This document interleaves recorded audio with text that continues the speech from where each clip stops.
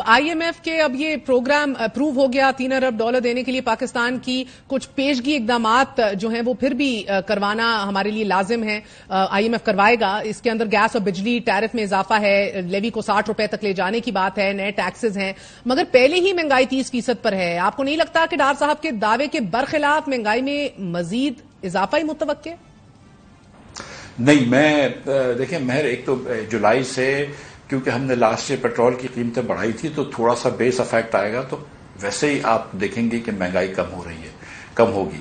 دوسرا یہ کہ دیکھیں آپ تیل جو ہے وہ اس زمانے میں لاسٹ ایئر $105 کا ہوتا تھا, آج $70 کا ہو گیا ہے.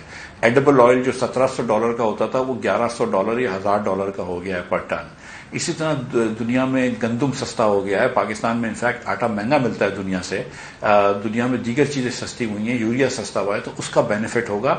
میں یہ سمجھتا ہوں کہ اگر یہ مزید منی سپلائی نہیں بڑھاتے اور انٹرسٹ ریٹ بھی انہوں نے بڑھایا ہے تو میں سمجھتا ہوں کہ انفلیشن کنٹرول ہو جائے گا. لیکن یہ بات آپ کی درست ہے کہ یہ آپ کو بجلی کی قیمت بڑھانی پڑے گی اور آپ کو تھوڑا سا ٹیکس پیٹرول اور ڈیزل پہ لگانا پڑے گا. مخالف $5 ڈیزل پہ تو لگ گیا ہے اور مزید.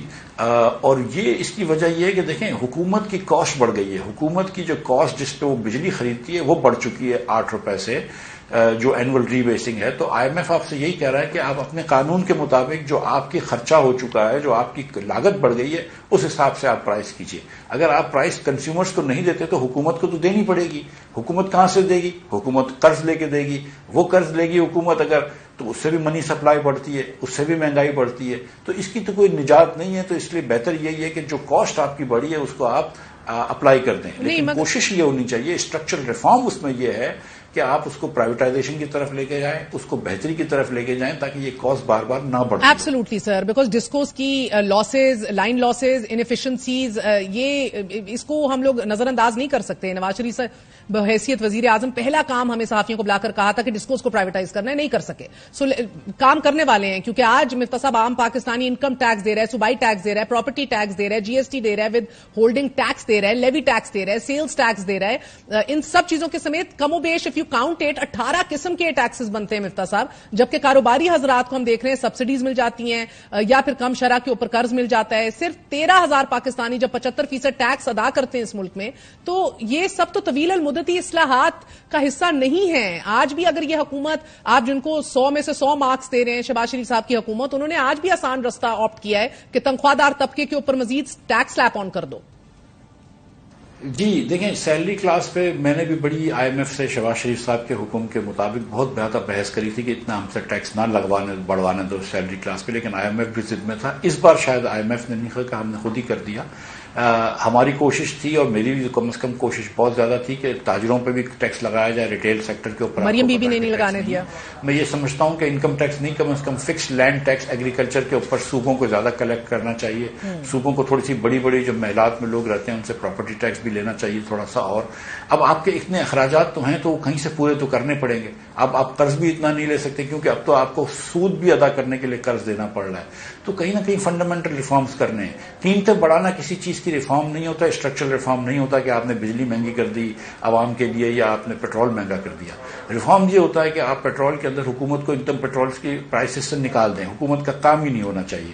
اسی طرح ریفارم یہ ہوتا ہے کہ بجلی کے اندر آپ نچکاری کریں, اور یہ شہباز صاحب کی بات درست ہے کہ یہ فوراً اگر 1.5 مہینے میں ہے یا 3 مہینے میں نہیں ہو سکتا, لیکن ہمارے قانون میں بھی سکم ہے. اگر قانون آپ کو کہتا ہے کہ 1.5 سال لگے گا یا 1.5 سال کے اوپر لگیں گے تو اس قانون کو چینج کریں. 3-4 مہینے کے اندر آپ کوشش کریں کہ آپ نچکاری کر سکیں. آپ بجلی کی کمپنیوں کو نچکاری کریں, گیس کی کمپنیوں کو نچکاری کریں, اس کے اندر مارکیٹ پیدا کریں تاکہ حکومت ان چیزوں سے نکلے تو ایفیشنسی آئے گی, اور اس سے معیشت میں بھی ایفیشنسی آئے گی اور چیزیں سستی بھی ہوں گی. لیکن ہم کچھ بھی نہیں کرتے. دیکھیں سرکولر ڈیٹ کا میں اگزامپل دیتا ہوں کہ وہ مشرف صاحب کے زمانے سے تھا, پیپلز پارٹی, مسلم لیگ, PTI, کاش تک کم نہیں ہو سکا. ہر حکومت نے بلند و بالا دعوے کیے لیکن کم کوئی نہیں کر سکا. تو اب ہم کو یہ سمجھنا چاہیے کہ ہماری حکمرانی جو ہے وہ ناقص ہو گئی. یہ 3-4 مہینے میں تو کرنے والے کام نہیں ہے. شہباز شریف صاحب نے کل ہی کہا کہ یہ لانگ ٹرم اصلاحات تو ہم ابھی کر نہیں سکتے, مگر سر پیپر تو تیار کر سکتے ہیں نا کہ اگلی حکومت جو آئے اس کو کچھ دینے کے لیے ہو, کوئی بیس کام ہم نے تیار کیا ہو. بلومبرگ نے آج ایک رپورٹ میں یہ کہا ہے کہ پاکستان کو مالی سال 2024 میں $23 ارب کی ادائیگیاں کرنی ہے. موجودہ ڈالر ریزروز $4 ارب پر ہیں. اب آپ کی جماعت خوشی منا رہی ہے 8 ماہ تاخیر کے بعد دے رہا ہے درست ہے چلیں, لیکن $24 ارب واپس کرنے کے لیے کم از کم $23 ارب تو قرض لینا ہوگا نا مفتاح صاحب. تو اس ڈیٹ ٹریپ سے نکلنے کے لیے کیا ہم ڈیٹ ری پروفائلنگ جو ہے, بائیلیٹرل ڈیٹ ری پروفائلنگ 5 سال کے لیے منیمم کر سکتے ہیں؟ Because it's always year on year. Is it doable for 5 years؟ دیکھیے ایک بات تو کلیئر ہو جانی چاہیے کہ پاکستان اگر الحمدللہ اب جب ڈیفالٹ سے بچ گیا تو اس کو ری اسکیجولنگ کی بات نہیں کرنی چاہیے. ہمیں کسی کو یہ نہیں کہنا چاہیے کہ ہم آپ کو آپ کے پیسے پورے نہیں دیں گے یا ہیئر کٹ دیں گے. لیکن جن ممالک نے ڈپازٹس دیے ہوئے ہیں, جیسے آج UAE نے بھی ڈپازٹ دیا ہے, سعودی عرب نے گزشتہ کل دیا ہے, اس سے پہلے 3 بلین کا دے چکا ہے, ان سے آپ یہ ریکویسٹ ضرور کر سکتے ہیں کہ یار آپ کا اگر ہر 1 سال یا ہر 2 سال میں پیسے ڈیو ہوتے ہیں تو اس کو 5 سال میں لو. لیکن یہ نہیں بھی ہوتا تو سچی بات یہ ہے کہ سعودی عرب UAE کے پہلے پیسے جو 450 ملین آئے وہ 1996 اور 1997 سے آئے ہوئے ہیں, وہ جب سے ری رول کیے جا رہے ہیں. چائنا کے پیسے بھی پہلے سے آئے ہوئے ہیں سیف ڈپازٹ کے, سعودی کے پیسے بھی کافی عرصے سے آئے ہوئے ہیں. تو یہ پیسے ہمیں پتا ہے کہ ری رول ہو جاتے ہیں. جو اصل مسئلہ آتا ہے وہ ملٹی لیٹرل لونز کا ہے, پیرس کلب لونز کا ہے اور چائنا کے سی پیک لونز کا ہے, جو ری رول نہیں ہوتے, جو آپ کو واپس کرنے ضروری ہوتے ہیں. اور ہم کو یہ کہنا چاہیے کہ ہم ضرور واپس کریں گے, اور اگر IMF کے پروگرام میں رہیں تو پھر ہم کو مزید قرض مل سکتا ہے جس سے واپس کریں. لیکن آپ کی بات درست ہے کہ کتنے عرصے تک قرض لیتے رہیں گے قرض واپس کرنا, تو کبھی نہ کبھی آپ کو پھر اپنا ایکسپورٹ بڑھانا ہوگا, اور آپ کو اپنی انڈسٹری جو کہ پاکستان کہ ڈومیسٹک کنزیومر کو بیچنے کے لیے گیئرڈ اپ ہے, اس کو چینج کرنا پڑے گا. آپ کو FDI لانی پڑے گی ایکسپورٹ کے لیے, اس کے لیے آپ کو اپنے ملک میں آسانیاں پیدا کرنی پڑیں گی. آپ کو کنٹینیوسلی گیس اور بجلی سپلائی کرنی پڑے گی ایٹ اے ریزنیبل ریٹ. آپ کو لا اینڈ آرڈر کے اندر بہتری لے کے آنی پڑے گی. آپ کو یہ اسٹرائکوں سے جان چھڑوانی پڑے گی. آپ کو آسانیاں پیدا کرنی پڑیں گی جو دنیا کے دوسرے ممالک کرتے ہیں, لیکن ہم کرنے میں ناکام رہے ہیں. ہماری حکومت میں ول ضرور ہوتا ہے لیکن کیپیبلٹی نہیں ہوتی ہے. ہماری حکومت میں شوق ضرور ہوتا ہے لیکن ایبلٹی نہیں ہوتی, اور یہ ہماری حکمرانی کی ناقص وجہ ہے. ایسا نہیں ہے کہ انڈیویجولز اور کمپیٹنٹ نہیں ہوتے, انڈیویجولز کمپیٹنٹ بھی ہوں تو ہمارے رولز آف بزنس اتنے فرسودہ ہیں, ہمارے حکومت کی کام کرنے کا طریقہ کار اتنا فرسودہ ہے کہ ہم کوئی نئی چیز نہیں کر سکتے.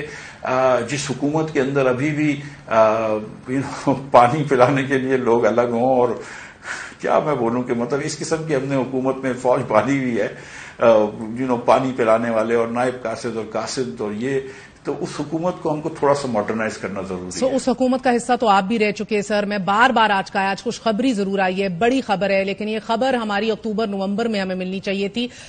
یہ بھی بتائیے گا کہ اگر آپ ابھی تک فورن منسٹر ہوتے تو یہ خبر واقعی اکتوبر نومبر میں ہمیں مل چکی ہوتی اور آج ہمارے ریزروز بھی بہتر ہوتے, ایکسپورٹس پہ بھی کام ہو رہا ہوتا, اور جو طویل المدتی اصلاحات ہیں اس کے اوپر بھی کام شروع کر دیا جاتا. میں پروگرام ٹائم نہیں ملتا, میکرو اکنامک انڈیکیٹرز آج بہتر ہوتے. پاکستان نے ایک ایگریمنٹ کیا تھا جو مجھے بہت اچھی طرح ڈیٹیل نہیں پتا ہے, جس میں انہوں نے ایگری کر لیا تھا وہاں پہ کہ یہ پیسے آپ ریمٹ کر دیں گے تو ہم ان کے اکاؤنٹ میں یا